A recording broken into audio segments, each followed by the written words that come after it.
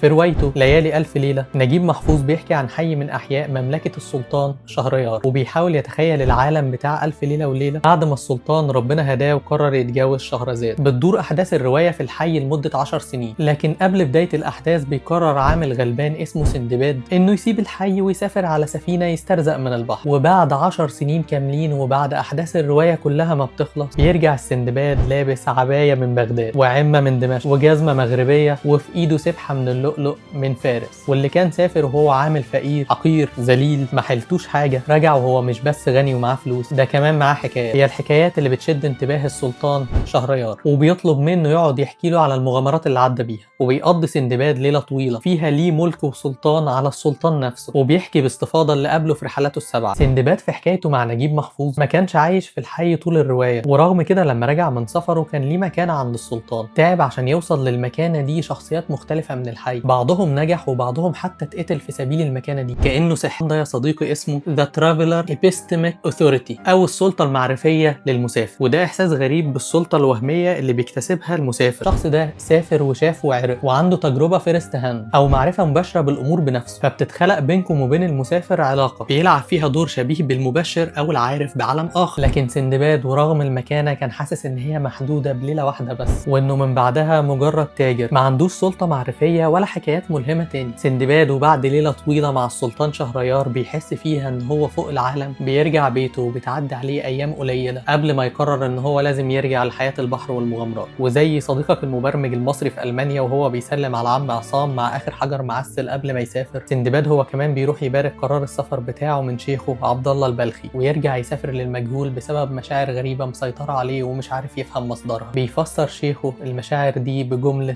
إنه قلق من لا يعرف سببا ملموسا لقلقه، قبل ما يسافر سندباد فعلا عشان يبدأ رحلاته من أول وجديد.